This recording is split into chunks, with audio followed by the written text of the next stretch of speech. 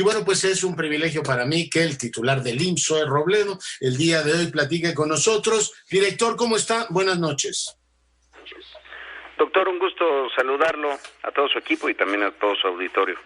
Oiga, déjeme contarle dos personales. Ayer fue día del médico familiar y yo tuve un abuelo que fue médico familiar del IMSS. Y bueno, aparte de, por supuesto, por su conducto y por su recuerdo, celebrar todo lo que hacen. Quiero decirle que también soy su alumno a partir de ahora. Me metí a los cursos en línea del IMSS. Déjeme empezar la conversación por ahí. Son muy instructivos, Zoe. La verdad que sí, son muy buenos. Todos los recursos, como les llamamos por acá, de capacitación que tiene los cursos en línea del IMSS, el CLIMS, hay uno general sobre COVID que puede, y además son gratuitos y es de acceso ¿Sí? para todos. Hay que registrarse simplemente, ¿no? Hay que registrarse, así es, pero tienen una gran ventaja, no es nada más el curso, sino que además después hay una evaluación que genera un reconocimiento de que el curso ha sido tomado. Y es una de las mejores herramientas que vamos a tener ahora justo con el tema del retorno seguro o del sano retorno. Pero de verdad que qué gusto y qué orgullo ser descendiente de un médico familiar, porque la columna vertebral del Seguro Social es esa, que haya médicos de familia, como se les llamaba antes, que sean los que atiendan a un número de población. Antes se hacía muchísimo con las visitas domiciliarias, se siguen haciendo, y desde luego con la consulta de médico familiar, porque es una visión más amplia de la salud, mucho más integral y desde luego también muy preventiva, que es de las cosas que seguramente después del COVID tendremos que regresar a esos elementos que dieron origen a esta institución, no pensar solamente en camas, no solamente en lo curativo, sino en lo preventivo y en la vinculación de las personas y las sociedades con el tema de la salud, que desde luego es un derecho, pero también es un deber de todos cuidarnos entre todos, más ahora después del COVID. Y ahora pues que tenemos todos este apetito por conocer, te hacen un examen previo para ubicar dónde estás. Yo espero que si apruebo mis cursos, Zoe Robledo venga un día al estudio aquí a Fórmula y lo recibamos y me entregue, por supuesto, mi diploma. Pero a ver, ¿qué tenemos que ir aprendiendo este retorno gradual, Zoe? Mira, yo creo que lo más importante es que si nos hemos todos aplicado tanto para que en medio de una pandemia nos pongamos como meta que salvar vidas, que la meta sea poder atender a las personas y aplanar la curva, como se ha dicho, esa no deja de ser una prioridad. Lo debe de seguir siendo en esta idea de una nueva normalidad, cuyo camino, la carretera que nos lleva a la nueva normalidad, pues es el sano retorno. Un retorno que debe de cumplir con varios elementos y principios. Uno, que sea seguro, es decir, que el retorno, sobre todo a los centros de trabajo, que es en donde nosotros tenemos involucramiento, que el retorno sea seguro, es decir, que no genere brotes en un centro de trabajo, que contagios habrá seguramente, pero que un contagio no se convierta en un brote. Segundo, que sea saludable, o sea, que logremos minimizar que los otros daños que se sabe que está causando las medidas de aislamiento, o sea, daños, me refiero en el bienestar de las personas, en los medios de subsistencia, incluso en la salud en otras dimensiones, deben de ser atendidos también. Es un equilibrio bien delicado entre la salud vinculada a una enfermedad de la que no se tiene ni vacuna ni cura, frente a, y cura me refiero a medicamentos, pues, que tengan ya evidencia que se cura, más allá de pasarla y con buena atención en casa o en los hospitales superar la enfermedad. Y la otra es que sea solidario. El retorno debe ser solidario en el significado más amplio. Todos vamos a tener que poner de nuestra parte. Y la mejor forma de poner de nuestra parte es saber que no vamos a regresar a las cosas como estaban, que de la misma manera como los sismos nos obligaron a tener una cultura de protección civil, y no solamente los códigos de construcción, sino culturas de protección civil que cada vez son más parte de nuestra normalidad, o la contaminación en la Ciudad de México. Sí, no, la contaminación nos llevó incluso al no circula, en algunos momentos a horarios distintos en las escuelas.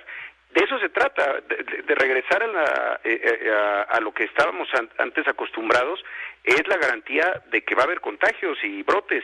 Lo que debemos de pensar es qué se debe de hacer. Y en el qué se debe de hacer es donde está involucrado el Seguro Social, en este diálogo con las industrias neoesenciales, déjeme ponerle ese nombre, es decir, aquellas que a partir del 1 de junio pueden empezar actividades de manera gradual, prudente y controlada en 3 sectores de la economía: la industria automotriz, que incluye aeroespacial, autopartes, camiones, la minería y la construcción.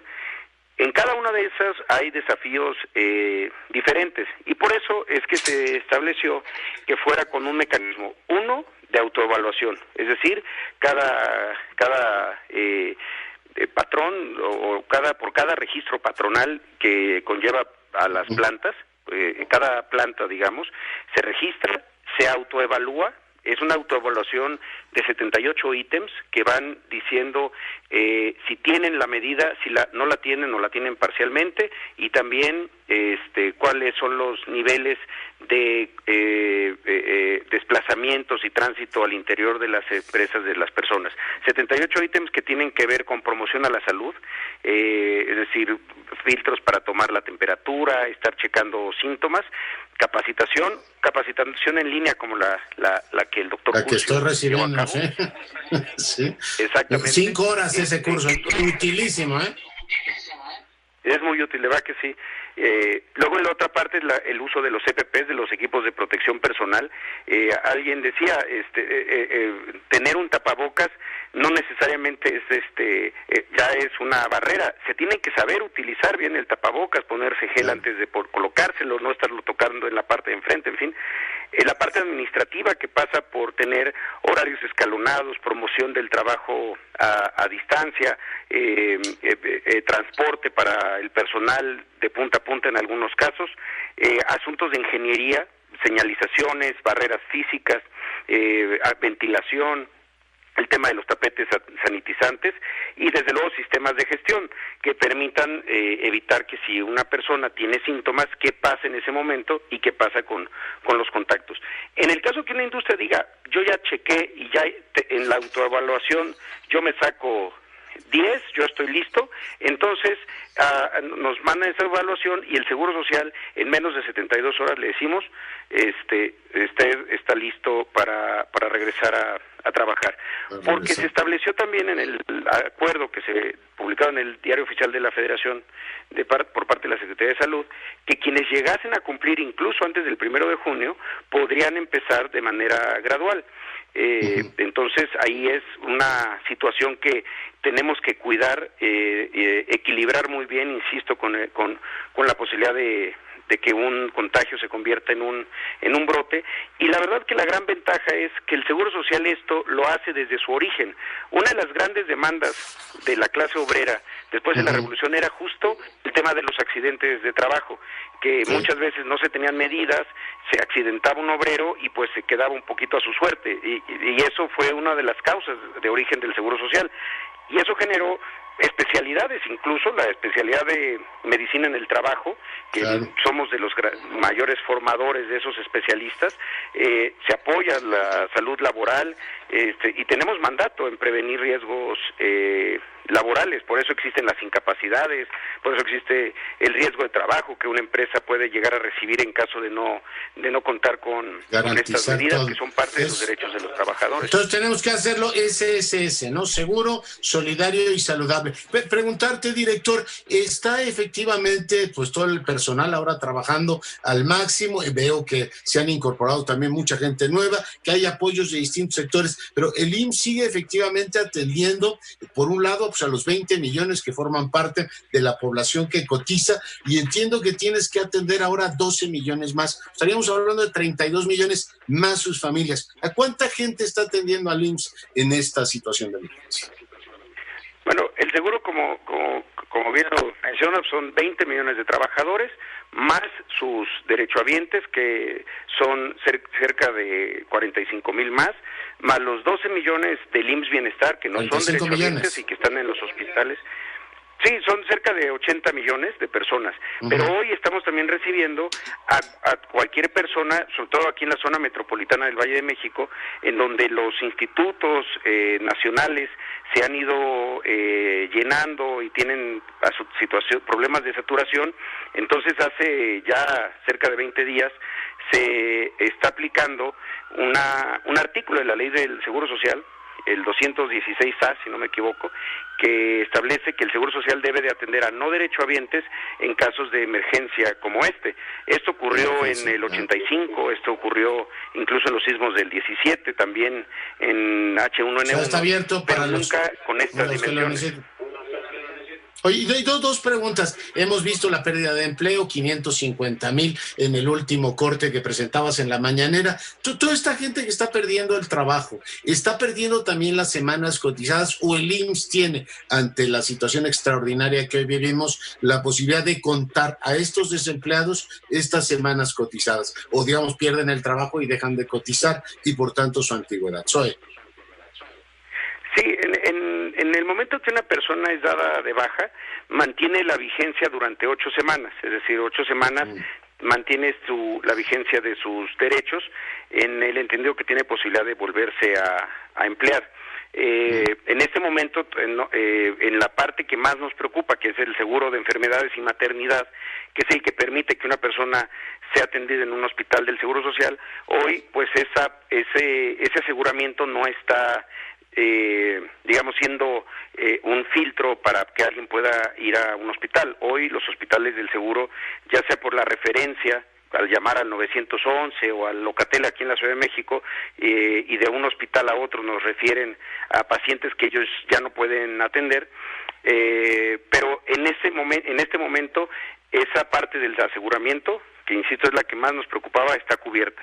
8 semanas. De los otros casos, pues sí, la vigencia de los derechos, en 8 semanas después de que se perdió el empleo, se empiezan a perder. Y no habría manera de protegerlos, porque digo, pierdes tu trabajo, estás en la incertidumbre y de pronto dices voy a perder la cobertura. Es decir, ¿no habría manera de extender una red de protección para ellos?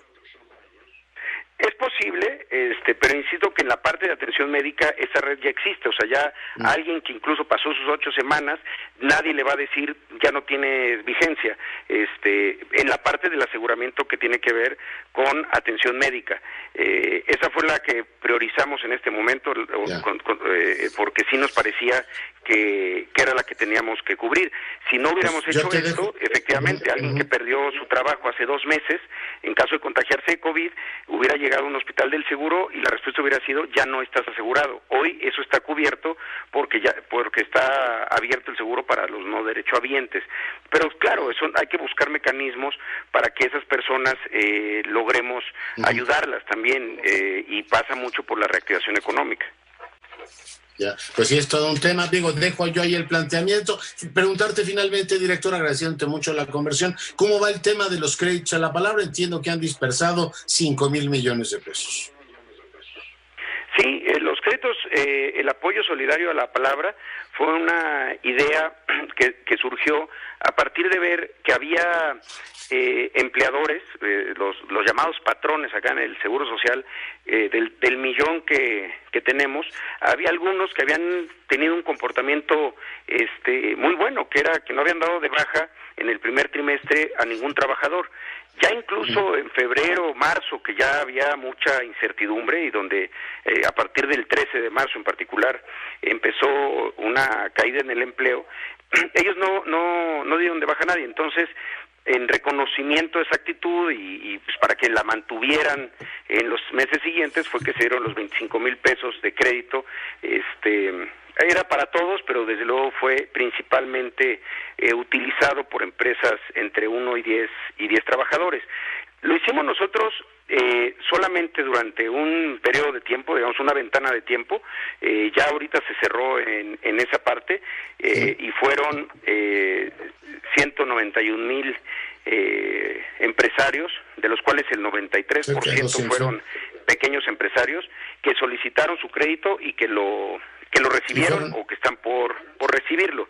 Ese es un primer universo. Y sí, fueron más de cerca de 4.500. Exacto, es una dispersión muy rápida, porque además nosotros fuimos una plataforma de identificación, una plataforma de registro y de captura para que entonces ya Hacienda pudiera pagar. La verdad que fue muy rápido y fue exitosamente veloz, sobre todo entre los días en que alguien solicitaba el crédito y lo recibía. Tenemos todavía algunos casos que por los tipos de cuenta todavía no se han podido resolver, pero son los menos.